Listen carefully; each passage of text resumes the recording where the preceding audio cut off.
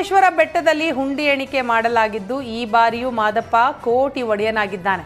ಚಾಮರಾಜನಗರ ಜಿಲ್ಲೆಯ ಹನೂರು ತಾಲೂಕಿನ ಇತಿಹಾಸ ಪ್ರಸಿದ್ಧ ಮಲೆಮಹದೇಶ್ವರ ಬೆಟ್ಟದಲ್ಲಿ ಹುಂಡಿ ಹಣ ಎಣಿಕೆ ಕಾರ್ಯ ನಡೆಸಲಾಯಿತು.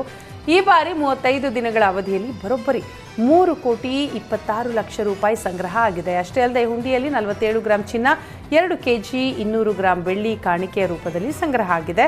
ಅಲ್ಲದೆ 11 ವಿದೇಶಿ ನೋಟುಗಳು, 2,000 ರೂಪಾಯಿ ಮುಖಬೆಲೆಯ 20 ನೋಟುಗಳು ಹುಂಡಿಯಲ್ಲಿ ಪತ್ತೆಯಾಗಿವೆ. ಸಾಲೂರು ಶ್ರೀಗಳ ನೇತೃತ್ವದಲ್ಲಿ ನಡೆದ ಹುಂಡಿ ಎಣಿಕೆ ಕಾರ್ಯ ಇದು. ಉಡುಪಿಯ ಬ್ರಹ್ಮಾವರ ತಾಲೂಕಿನ ಸಾಸ್ಥಾನ ಪಾಂಡೇಶ್ವರದಲ್ಲಿ ಅಷ್ಟಪವಿತ್ರ ನಾಗಮಂಡಲೋತ್ಸವ ಆಯೋಜನೆ ಮಾಡಲಾಗಿತ್ತು. ನಾಗಮಂಡಲೋತ್ಸವದ ಸ್ವಲ್ಪ ದೂರದಲ್ಲಿ ನಾಗರ ಹಾವು ಪ್ರತ್ಯಕ್ಷ ಆಗಿದೆ. ರಾಷ್ಟ್ರೀಯ ಹೆದ್ದಾರಿಯನ್ನ ದಾಟ್ತಾ ಇರುವಂತಹ ವಿಡಿಯೋ ಈಗ ವೈರಲ್ ಆಗಿದೆ. ಈ ವಿಡಿಯೋ ನೋಡಿದವರು ನಾಗಮಂಡಲ ನೋಡೋದಕ್ಕೆ ನಾಗದೇವರೇ ಬಂದಿದ್ದಾನೆ ಅಂತ ಅಡಿ ಬರಹವನ್ನ ಹಾಕಿದ್ದಾರೆ. ರಾಜಧಾನಿ ಬೆಂಗಳೂರಿನಲ್ಲಿ ಬ್ರ್ಯಾಂಡೆಡ್ ಹೆಸರಿನಲ್ಲಿ ನಕಲು ಮಾಡುವ ಗ್ಯಾಂಗ್ ಅನ್ನ ಪೊಲೀಸರು ಬಂಧಿಸಿದ್ದಾರೆ. ದಾಳಿಯ ವೇಳೆ 50 ಲಕ್ಷ ಮೌಲ್ಯದ ನಕಲಿ ಬ್ರ್ಯಾಂಡೆಡ್ ಶರ್ಟ್ಸ್ಗಳನ್ನು ಸೀಸ್ ಮಾಡಲಾಗಿದೆ. ಅಮೆರಿಕನ್ ಕಂಪನಿ ಬ್ರ್ಯಾಂಡೆಡ್ ಶರ್ಟ್ಸ್ ನಕಲಿ ಬ್ರ್ಯಾಂಡೆಡ್ ಲೇಬಲ್ ಹಾಕಿ ಹಲವು ಕಡೆಗಳಲ್ಲಿ ರಫ್ತು ಮಾಡಲಾಗ್ತಾ ಇತ್ತು. ಮಾದನಾಯಕನಹಳ್ಳಿ ಠಾಣೆ ವ್ಯಾಪ್ತಿಯ ತೋಟದ ಗುಟ್ಟದ ಹಳ್ಳಿಯಲ್ಲಿ ಆರೋಪಿಗಳು ನಕಲಿ ಬ್ರ್ಯಾಂಡೆಡ್ ಸೀಲ್ ತಯಾರಿಸಿ ವಿವಿಧ ಕಡೆ ರಫ್ತು ಮಾಡಿ ಮಾರಾಟ ಮಾಡ್ತಾ ಇದ್ರು. ಅನ್ವೇಷ್ IPR ಸರ್ವಿಸ್ ಕಂಪನಿ ನೀಡಿರುವ ದೂರಿನ ಅನ್ವಯ ಮಾದನಾಯಕನಹಳ್ಳಿ ಪೊಲೀಸರು ದಾಳಿ ಮಾಡಿದ್ದಾರೆ. ದಾಳಿಯ ವೇಳೆ ಅಶ್ರಫ್ ಸರ್ವಣ ಎಂಬುವವರನ್ನ ಬಂಧಿಸಿ 50 ಲಕ್ಷದ ಮಾಲನ್ನು ವಶಕ್ಕೆ ಪಡೆದಿದ್ದಾರೆ.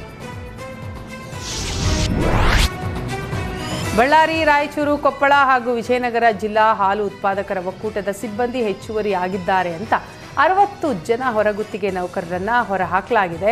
ಇದರಿಂದ ಸಿಡಿದೆದ್ದ ನೌಕರರು ಒಕ್ಕೂಟದ ಪ್ರಧಾನ ಕಚೇರಿಯ ಮುಂದೆ ಧರಣಿ ಸತ್ಯಾಗ್ರಹ ಆರಂಭಿಸಿದ್ದಾರೆ. ಒಕ್ಕೂಟವು ಹಲವು ಕಾರಣಗಳಿಂದ ನಷ್ಟದಲ್ಲಿ ಸಾಗ್ತಾ ಇದೆ. ಅದನ್ನು ಸರಿದೂಗಿಸಿಕೊಳ್ಳೋದಕ್ಕೆ ಅನೇಕ ಕ್ರಮಗಳನ್ನು ಕೈಗೊಂಡಿದೆ. ಏಪ್ರಿಲ್ 7ರಿಂದ ಹೊರಹಾಕೋದಕ್ಕೆ ಆದೇಶ ಹೊರಡಿಸಲಾಗಿತ್ತು.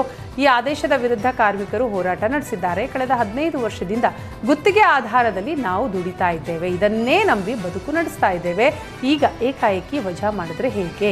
ನಮಗೆ ಕುಟುಂಬ ಏನಾಗಬೇಕು ಅಂತ ಹೋರಾಟಗಾರರು ಆಕ್ರೋಶವನ್ನ ಹೊರಹಾಕ್ತಾ ಇದ್ದಾರೆ.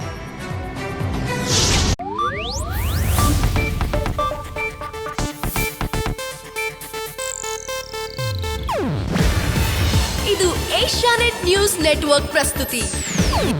ನೀವು ನೋಡ್ತಿದ್ದೀರಾ ಏಷ್ಯಾನೆಟ್ ಸುವರ್ಣ ನ್ಯೂಸ್.